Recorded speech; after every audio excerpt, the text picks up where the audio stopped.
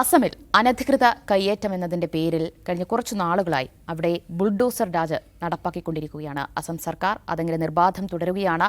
പല ജില്ലകളിലായി വലിയ രീതിയിലുള്ള പ്രതിഷേധങ്ങൾ ഉയർന്നിട്ടും കുടിയൊഴിപ്പിക്കലും അതുപോലെ തന്നെ കെട്ടിടങ്ങൾ പൊളിച്ചു മാറ്റലുമൊക്കെ അവിടെ ഇപ്പോഴും തുടരുന്നു. കഴിഞ്ഞ ഒരു മാസത്തിനിടെ 4 ജില്ലകളിലായി 5 കുടിയൊഴിപ്പിക്കൽ നടന്നു എന്നാണ് റിപ്പോർട്ടുകൾ വരുന്നത്. അതിൽ തന്നെ ഗോൾപാറ ജില്ലയിൽ ഈ കഴിഞ്ഞ ഒരു വർഷത്തിനിടയിലെ രണ്ടാമത്തെ വലിയ കുടിയൊഴിപ്പിക്കലാണ് ഈ അടുത്തിടെ നടന്നിട്ടുള്ളത്. എന്തായാലും വലിയ പ്രതിഷേധങ്ങൾ പലയിടങ്ങളിലും ഉയർന്നു വരുമ്പോൾ ചെയ്യുന്നത് എന്താണെന്ന് വെച്ചാൽ അവിടെ നിന്ന് കുടുംബങ്ങളെ, ആളുകളെ വലിയ രീതിയിൽ മറ്റിടങ്ങളിലേക്ക് മാറ്റിപ്പാർപ്പിക്കുകയാണ് ചെയ്യുന്നത്.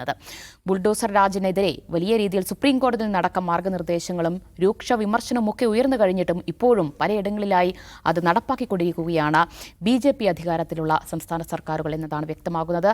അതിനിടയിലാണ് US മാധ്യമമായ വാഷിംഗ്ടൺ പോസ്റ്റിൽ നമ്മുടെ രാജ്യത്ത് ബംഗാളി ഭാഷ സംസാരിക്കുന്ന മുസ്ലിം കുടുംബങ്ങളെ ലക്ഷ്യമിട്ടുകൊണ്ട് വലിയ രീതിയിലുള്ള റെയ്ഡും മറ്റ് നടപടികളുമൊക്കെ നടന്നുവരുന്നു എന്ന ഗൗരവ സ്വഭാവത്തിലുള്ള ചില കാര്യങ്ങളൊക്കെ സൂചിപ്പിക്കുന്നത്. ഇവിടെ പഹൽഗാം ആക്രമണത്തിന് പിന്നാലെയാണ് ഒരു വിഭാഗം ആളുകളെ മാത്രം ലക്ഷ്യമിട്ടുകൊണ്ട് ദേശസുരക്ഷയുടെ പേരിൽ അവർക്കെതിരെ വലിയ രീതിയിലുള്ള മനുഷ്യാവകാശ ലംഘനങ്ങൾ നടന്നുവരുന്നു എന്ന് ആ റിപ്പോർട്ടിൽ സൂചിപ്പിക്കുന്നത്. എന്താണ് ഇതിൽ വസ്തുത എന്നാണ് നമ്മൾ പരിശോധിക്കാൻ പോകുന്നത്. അജംസ്, എന്താണ് ഇപ്പോൾ അസമിൽ കഴിഞ്ഞ കുറച്ച് നാളുകളായി നടന്നു വരുന്നത്? എത്ര നിഷ്ഠൂരമായ കുടിയൊഴിപ്പിക്കലും പൊളിക്കലുമൊക്കെയാണ് അവിടെ സംഭവിച്ചുകൊണ്ടിരിക്കുന്നത്? ഏറ്റവും അണ്ടർ റിപ്പോർട്ടഡ് ആയിട്ടുള്ള ഒരു സംസ്ഥാനമാണ് അസം. ബാക്കി എല്ലാ സംസ്ഥാനങ്ങളിൽ നിന്നും വാർത്തകൾ മറ്റ് സംസ്ഥാനങ്ങളിലേക്ക് എത്തും. പക്ഷേ അസമിൽ നിന്നും ഈ നോർത്ത് ഈസ്റ്റിൽ നിന്ന് പൊതുവേ വരാറില്ല. പക്ഷേ അസം വലിയ ജനസംഖ്യയുള്ള ഒരു സംസ്ഥാനം, വലിയൊരു സംസ്ഥാനമായിരിക്കെ തന്നെ അവിടെ നിന്നുള്ള വാർത്തകൾ പുറത്തേക്ക് അധികം വരാറില്ല. അസം പലപ്പോഴായി രാഷ്ട്രീയമായി കലുഷിതമായിട്ടുള്ള ഒരു സംസ്ഥാനമാണ്. അതിൻ്റെ ഒരു പ്രധാനപ്പെട്ട കാരണം ബംഗ്ലാദേശ് രൂപീകരണത്തെ തുടർന്ന് ബംഗ്ലാദേശിൽ നിന്ന് ധാരാളം ആളുകൾ അഭയാർത്ഥികളായി ഇന്ത്യയിലേക്ക് വന്നിട്ടുണ്ട്. അവരിൽ ബഹുഭൂരിഭാഗവും അസം പോലുള്ള സംസ്ഥാനങ്ങളിലാണ് താമസം ഉറപ്പിച്ചിട്ടുള്ളത്. കുടിയേറ്റക്കാരുണ്ട്. പക്ഷേ ഈ അന്ന് വന്ന ആളുകൾ ആരൊക്കെയാണ്, അവരാരൊക്കെയാണ്, അതിന് മുമ്പ് വന്നിട്ടുള്ള ആരൊക്കെയാണ്?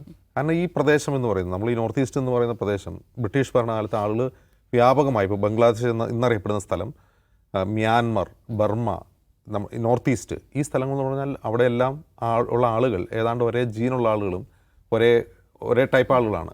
കൾച്ചറലി വളരെ ബന്ധപ്പെട്ട് വരുന്ന ആളുകളാണ്, അങ്ങോട്ടും ഇങ്ങോട്ടും പാസ് ചെയ്തുകൊണ്ടിരുന്നതാണ്. ഇപ്പോൾ ഇന്ത്യ രൂപീകരണത്തിന് ശേഷം ചിലർ വന്ന ആളുകൾ മടങ്ങിപ്പോയിട്ടുണ്ടാവില്ല, ഇവിടുന്ന് കുറേ പേര് അവിടെ ഉണ്ടായിരുന്നിരിക്കാം.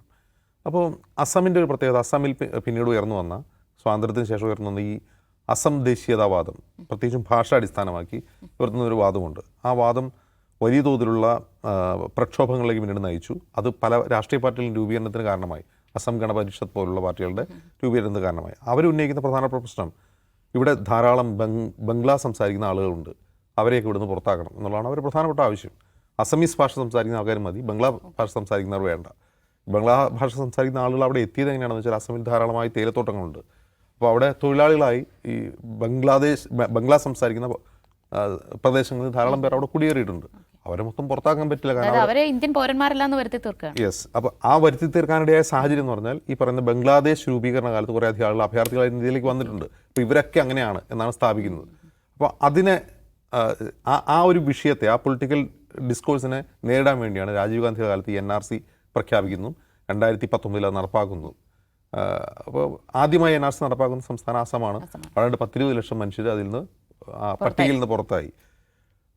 പട്ടികയിൽ നിന്ന് പുറത്തായപ്പോഴാണ് അവർക്ക് ഇതിൻ്റെ ഒരു പ്രശ്നം മനസ്സിലാവുന്നത്. എന്ത്? ഈ പുറത്താക്കപ്പെടുന്നവർ ബംഗ്ലാദേശിൽ നിന്ന് വന്ന ഹിന്ദു ദലിത് വിഭാഗത്തിൽപ്പെട്ട ആളുകളുമുണ്ട്.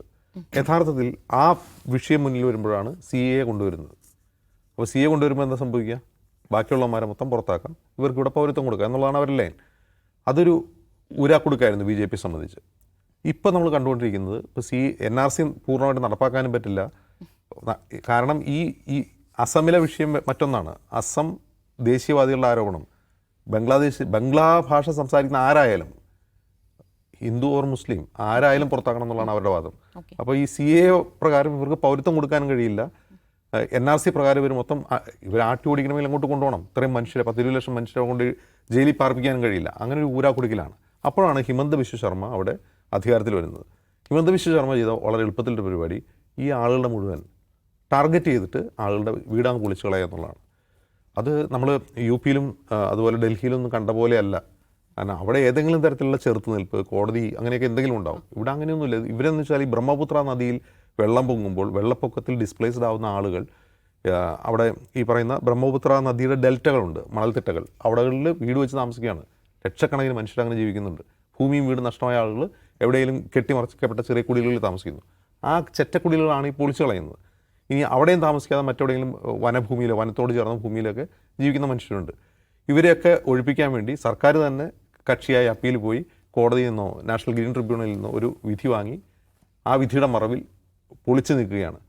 അപ്പോൾ ഇതിലൊരു പ്രശ്നം, അസം പോലുള്ളൊരു സംസ്ഥാനത്തെ മറ്റൊരു പ്രശ്നം എന്ന് വെച്ചാൽ ഇതിൽ ഇരകളാക്കപ്പെടുന്നത് ഈ പറയുന്ന ബംഗ്ലാ ഭാഷ സംസാരിക്കുന്ന മുസ്ലിങ്ങളോ ഹിന്ദുക്കളോ മാത്രമല്ല, അസമീസ് ആയിട്ടുള്ള ആളുകൾക്ക് ഈ പ്രശ്നമുണ്ട്.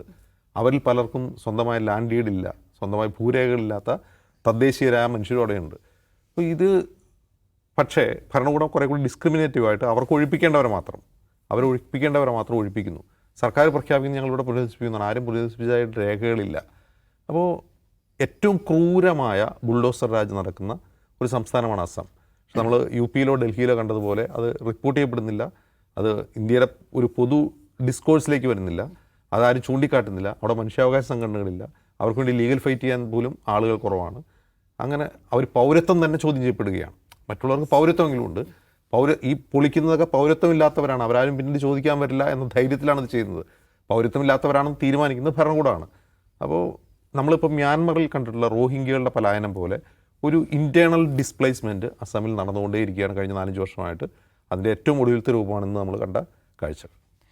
യെസ്, നിഷാദ്, എന്താണ് ഇപ്പോൾ അസമിലൂടെ കേന്ദ്ര സർക്കാർ നടപ്പാക്കിക്കൊണ്ടിരിക്കുന്നത്? കുറേയേറെ മനുഷ്യരെ നമ്മുടെ രാജ്യത്ത് നിന്ന് പുറത്താക്കുക, അതാണോ ഈ പൊളിക്കലിലൂടെ അവർ ഉദ്ദേശിക്കുന്നത്? അല്ല, പുറത്താക്കൽ ഹിന്ദുത്വ രാഷ്ട്രീയത്തിൻ്റെ പ്രധാനപ്പെട്ട പദ്ധതികളിലൊന്നു തന്നെയാണ്. ഈ രാജ്യത്തിൻ്റെ സംസ്കാരവുമായി ബന്ധമില്ലാത്തവർ, കുറച്ചുകൂടി ആഴത്തിൽ തിയററ്റിക്കലി അവരുടെ സിദ്ധാന്തം എന്ന് പറഞ്ഞാൽ ഈ ഇന്ത്യയെ പുണ്യഭൂമിയായി അംഗീകരിക്കാത്ത മനുഷ്യരെ പുറത്താക്കുക. ഒന്നുകിൽ അവർ വിധേയരായി ഇവിടെ നമ്മുടെ ദയാവായ്പ കൊണ്ട് കിടക്കണം, അല്ലെങ്കിൽ ഇവിടെ നിന്ന് ഓടിപ്പോകണം എന്ന സിദ്ധാന്തത്തെ മുൻനിർത്തി ഉണ്ടാക്കിയ രാഷ്ട്രീയ പ്രത്യയശാസ്ത്രമാണ് ഇന്ന് ഇന്ത്യ ഭരിക്കുന്നത്. സ്വാഭാവികമാണ്, ഏതെല്ലാം വഴിക്ക് ആളുകളെ പുറത്താക്കാനും പൗരത്വമില്ലാത്തവരും വിലാസമില്ലാത്തവരും ആക്കി മാറ്റാനുള്ള ശ്രമം നടന്നുകൊണ്ടിരിക്കുന്നു. അസമിൻ്റെ അടുത്ത് നേരത്തെ അജിംസ് പറഞ്ഞ വളരെ പ്രധാനപ്പെട്ട കാര്യം, അസമിൽ നടക്കുന്നത് എന്താണ് എന്ന് അറിയാവുന്നവർ എത്ര പേരുണ്ട്? അസമിൽ കഴിഞ്ഞ 3-4 ദിവസമായിട്ട് 1500ഓളം കുടുംബങ്ങളെ കുടിയൊഴിപ്പിച്ച് കഴിഞ്ഞിരിക്കുന്നു. ദയാരഹിതമായി കുടിയൊഴിപ്പിക്കുന്നു. നിലവിളിക്കുന്ന മനുഷ്യരെ അവഗണിച്ചുകൊണ്ട് അവരുടെ വീടുകൾക്ക് മേലെ ബുൾഡോസറുകൾ കയറ്റുന്നു. എവിടെ പോകണമെന്ന് ചോദ്യത്തിന് ഭരണകൂടം ഉത്തരം പറയുന്നില്ല. അവരെ തെരുവിലേക്ക് ഇറക്കി വിട്ടിരിക്കുകയാണ്.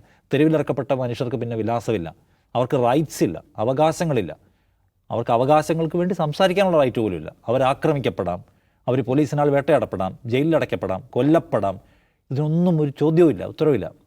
റോഹിംഗ്യകളുടെ കഥ എടുത്താൽ അങ്ങനെയാണ്.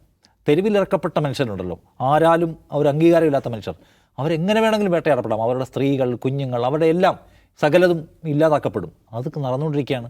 അതിനെക്കുറിച്ചൊരു കൺസേൺ, ഞാൻ പറഞ്ഞ നീതി എന്ന് പറയുന്നൊരു ആശയമുണ്ടല്ലോ. നമ്മുടെ നാട്ടിൽ ഇത്രയും കാലം നമ്മുടെ കൂടെ ജീവിച്ച മനുഷ്യർ ഒരു പ്രിവിലേജും ഇല്ലാത്ത പാവങ്ങളായി ജീവിച്ചവരാണ്, തെരുവോരത്ത് ജീവിച്ചത്. അവരുടെ ഇടിച്ചു കളയുന്നൊന്നും വീടുകൾ പോലുമല്ല, കൂരകളാണ്, കുടിലുകളാണ് അവയെ ഇടിച്ചു കളയുന്നത്. അവർക്ക് മതിയായ, ഇപ്പോൾ മര്യാദയ്ക്ക് താമസിക്കുന്നവർക്ക് പോലും നഷ്ടപരിഹാരം കൊടുത്തില്ല. ഈ ഇറക്കി വിടുന്ന മനുഷ്യർ എവിടേക്കാണ് പോവേണ്ടത്? സത്യത്തിൽ ഇവർ രേഖകളുള്ളവരാണോ, പൗരത്വമുള്ളവരാണോ, നമ്മുടെ സഹോദരങ്ങളാണോ എന്നതിനെക്കുറിച്ച് ചോദ്യം വരുത്താൻ ഈ രാജ്യത്ത് ആരുമില്ല. പ്രധാനപ്പെട്ട പ്രതിപക്ഷ പാർട്ടികളുടെ ഇന്നത്തെ ഏറ്റവും പ്രധാനപ്പെട്ട വിഷയമാകേണ്ട ഒന്ന് ഈ കുടിയൊഴിപ്പിക്കലാണ്. രാജ്യങ്ങളുടെ ഏറ്റവും ഹീനമായ കുടിയൊഴിപ്പിക്കൽ നടക്കുന്നു, പക്ഷേ രാഷ്ട്രീയമായ ഒരു പ്രതിരോധവും എവിടെയും ഉയർന്നു വരുന്നില്ല. കോടതികളുടെ മുമ്പിൽ പറഞ്ഞല്ലോ, കോടതി ഇത്തരം കേസുകൾ പലപ്പോഴും സ്വമേധയാ പോലും എടുത്തിട്ടുണ്ട്. പക്ഷേ കോടതികളുടെ പോലും മുമ്പിൽ ഇത് വരികയോ അതിനകത്തൊരു ഇടപെടൽ ഉണ്ടാവുകയോ ചെയ്യുന്നില്ല.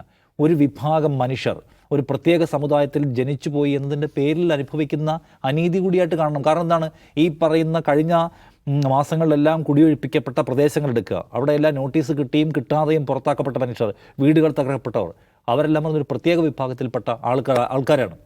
അപ്പോൾ അദാനിയുടെ ഒരു വലിയ ഒരു പ്രോജക്റ്റ് അവിടെ വരാൻ പോകുന്നുണ്ട്. ആ പ്രോജക്റ്റുമായി ബന്ധപ്പെട്ട് ദുബ്രി ജില്ലയിലെങ്ങാണ്ട് കുറേ അധികം കുടുംബങ്ങളെ ഒറ്റയടിക്ക് കുടിയൊഴിപ്പിച്ചു. 450 ഹെക്ടറോളം സ്ഥലം. അവർക്ക് ഇറങ്ങിപ്പോയ ചിലർക്ക് കൊടുത്തത് കേവലം 50,000 രൂപയാണ്. ഒരു 50,000 രൂപ കൊണ്ട് അവരെങ്ങനെയാണ് പോയിട്ട് വേറൊരു വീടുണ്ടാക്കുക, വേറൊരു താമസ സ്ഥലം ഉണ്ടാക്കുക, വേറൊരു സ്ഥലത്തേക്ക് അവർ റീപ്ലേസ് ചെയ്യപ്പെടുക? സാധ്യമാവുന്ന കാര്യമാണോ? ഇല്ല. അപ്പോൾ അവകാശങ്ങൾക്ക് മേലെ ഒരു ഭരണകൂടം അവരുടെ മെതിയന്ത്രം കൊണ്ടുവന്നിട്ട് ചവിട്ടുകയാണ്. എത്ര മനുഷ്യർ പുറത്തായി പോകുന്നു. ഒന്നാമത് ആൾക്കാരെ പൗരത്തിൻ്റെ പേരിൽ പുറത്താക്കാനുള്ള വലിയൊരു ഗ്രാൻഡ് പ്രോജക്റ്റ് ഒരു വശത്ത് നടക്കുന്നു. ഇപ്പുറത്തെ ആളുകളെ ദിവസം പ്രതി കുടിയൊഴിപ്പിക്കുകയാണ്. നമ്മുടെ മാധ്യമങ്ങളിൽ പ്രധാനപ്പെട്ട തലക്കെട്ടാവുന്നില്ല. പിന്നെയും ഇവിടെ നടക്കുന്ന സംഭവങ്ങൾ, ഇപ്പോൾ നേരത്തെ ചൂണ്ടിക്കാണിച്ച ന്യൂയോർക്ക് ടൈംസിൽ വന്ന വാർത്ത, അവരാണ് ചൂണ്ടിക്കാണിക്കുന്നത്. വെള്ളത്തിലേക്ക് തള്ളിയിടുകയാണ്, തിരിഞ്ഞു നോക്കിയാൽ വെടിവെക്കും എന്ന് ഭീഷണിപ്പെടുത്തുകയാണ്. പഹൽഗാം ആക്രമണത്തിൻ്റെ പശ്ചാത്തലത്തിൽ ഭയങ്കരമായി അത് കൂടി. ഇവിടെയുള്ള ആളുകളെ മുഴുവൻ ബംഗ്ലാദേശികളെന്ന് പറഞ്ഞ് പുറത്തേക്ക് അയക്കുന്നു. അതിൽ പല ആളുകൾക്കും പോകാൻ സ്ഥലമില്ല. ആ റിപ്പോർട്ട് തന്നെ ചിലടത്ത് ചൂണ്ടിക്കാണിക്കുന്നു, ആളുകളെ ഭീഷണിപ്പെടുത്തുന്നു, രേഖകളൊക്കെ പിടിച്ചു തല്ലിയും ഭീഷണിപ്പെടുത്തിയും ഞാൻ ബംഗ്ലാദേശിയാണേ എന്ന് പറയിപ്പിക്കുന്നു, അങ്ങനെ ആളുകളെ ഓടിക്കുന്നു. ഒരു പ്രത്യേകതരം ഒരു വൈകാരിക ആവേശം പിടിപെട്ട ഒരു സംഘമായി ഭരണകൂടം തന്നെ പലയിടത്തും പ്രവർത്തിക്കുകയാണ്. അപ്പോൾ ഇതിനൊരു പ്രതിരോധം വേണ്ടേ? ഇതിനകത്ത് ശരിയായ പരിശോധന പൂർത്തിയാക്കിയിട്ടുണ്ടോ, അവർ പൗരന്മാർ തന്നെയാണോ എന്ന് ചോദിക്കാൻ ആരെങ്കിലും വേണ്ടേ? അതില്ലാത്ത നാടായി ഇന്ത്യ മാറുകയാണ്. കോടതിക്ക് പോലും അത് പരിശോധിക്കേണ്ട നില വന്നിരിക്കുന്നു. അപ്പോൾ അനീതി എന്ന് പറയുന്ന സംഗതി എന്തുമാത്രം ഒരു മൂർത്തമായ സാഹചര്യത്തിൽ നിൽക്കുന്നു ഈ രാജ്യത്ത് എന്നാണ് കാണേണ്ട കാര്യം. അനീതി നേരിടുന്ന മനുഷ്യർ, ആരാലും സഹായിക്കപ്പെടാനില്ലാത്ത മനുഷ്യർ, സിസ്റ്റം സഹായിക്കാനില്ലാത്ത മനുഷ്യർ എന്ത് ചെയ്യും? അപ്പോൾ നമ്മൾ തന്നെ, നമ്മുടെ ഭരണകൂടം തന്നെ മനുഷ്യരെ എന്ത് ചെയ്യാണ്? മനുഷ്യരെ ഒരു പ്രത്യേക മാനസികാവസ്ഥയിലേക്കും തള്ളിയിടുകയാണ്.